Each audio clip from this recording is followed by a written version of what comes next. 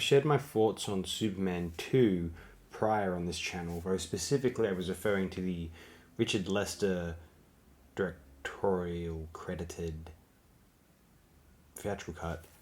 And the Donner cut, it's an interesting thing. I stated in my Superman 2 upload that I prefer watching Superman 2 if I've just watched the first Superman from 78 and then feel like watching its sequel.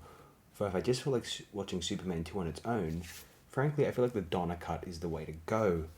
It appears as though the footage which Donner shot, is generally superior, or outright, always superior to the footage which Lester shot. It's certainly far less jarring looking at the edits between Feora, or the female of the Kryptonian criminals. During reshoots they've rushed her makeup during the Lester reshoots, and you notice it. If you've seen the Donner cut enough and you're watching the theatrical cut again, you really notice that difference, and it's quite jarring. I find it... Obviously, we can point out, well, hang on, what about the lack of seamlessness when they use the test demo footage of Lois finding out that Clark is Superman? I frankly... I do like that set that they occupy, that hotel room set, the Niagara Falls hotel room set, which Clark and Lois are within in the Lester cut. Although I must say, like, there's the kind of purity in the solid scripting of that sequence with her and the pistol loaded to the blank.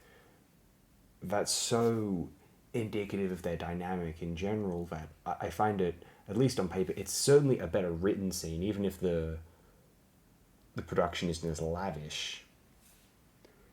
In any instance, one thing Superman 2's Richard Donner cut, well, I was going to say includes, but I suppose excludes is the more apt term here.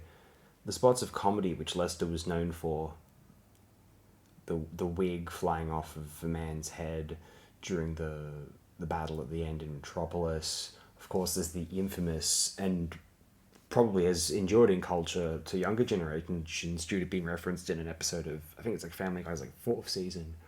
They reference the bizarre moment wherein Superman pulls off a layer of his logo off of his chest to subdue one of the criminals. It's a very bizarre moment.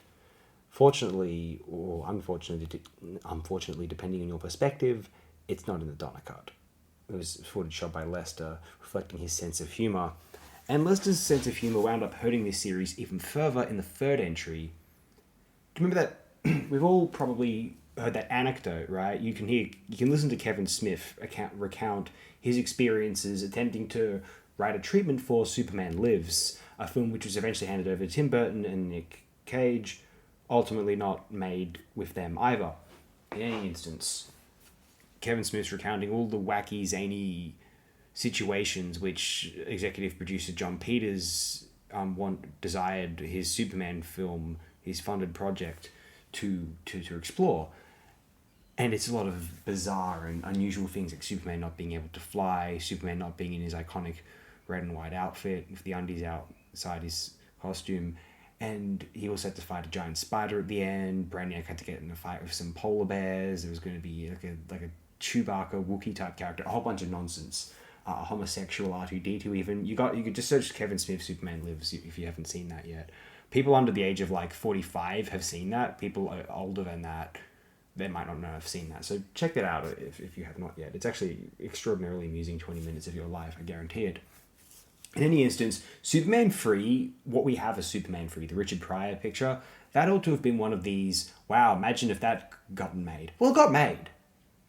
When it's baffling and depressing. Like, this is how producers think. We know at this point. See, the documentaries discussing the behind the scenes of these Warner Brothers, these Superman films, they're as interesting or more interesting than the films themselves, because Donner was not on good terms with the Salkins or the other producer assigned to the project, Pierre something. I don't recall his surname, unfortunately. I've told him off the top of my head. And the direction that the producers wanted to take the films in initially was a far more comedic direction. Infamously, there was a Telly Savalas cameo. He was going to appear as literally as Kojak for some reason. just for an audience, like a joke that would have dated the film tremendously. And it's a film which had to run the risk of feeling dated anyway due to the flying effects, which it's a miracle that they look okay at all nowadays. If it's a miracle they were considered passable, groundbreaking then. In any instance, I feel like Superman 2's Richard Donner cut, it's not the best Superman film is still the hypothetical prospective Man of Tomorrow cut, which just takes the first 1978 picture and it concludes after he leaves the Fortress of Solitude. That's the perfect Superman film, really. Although, in the case of two features back to back, the film which features Terence Stamp's Zod, the three Kryptonian criminals haunting the skies of Earth, kind of casually, almost bored as they decimate it, as they dominate it. That is still one of the great images of supervillainy, of apocalyptic threats, of gods arriving upon Earth, like Gort in The Day the Earth Stood Still, or something similar, and just not even having to ransack the place. Humanity surrendering before it even has the chance to ransack, because it knows there is no hope. Those images of Superman 2 are at their finest in this particular cut, to be certain, and that is another vital factor that makes the Donner cut essential viewing for anyone who is fond of those older Christopher Reeve pictures, and anyone who has any respect for Richard Donner as a filmmaker. Not to bemoan Lester, I'm a big fan of Lester's film The Bed-Sitting Room, and if nothing else, and Juggernaut. You can't go too wrong. Was it Juggernaut with Richard Harris and David Hemmings? I believe so. The Beatles films are okay. I prefer the music. The films are a bit. The whole like media, like the celebritization, the kind of media image of the Beatles is one of the more enduring facets of the Beatles for me. I prefer who, like the people that they were professing to be in the longer form interviews, you understand. Anyway, we're not getting into the Beatles stuff today because there's no point. But Superman. I am Superman, and I know what's happening. Made famous by R.E.M., and in the UK that song's called Superwoman for some reason. There's a clip of Ricky Gervais and Stephen Merchant arguing about it from their old radio show.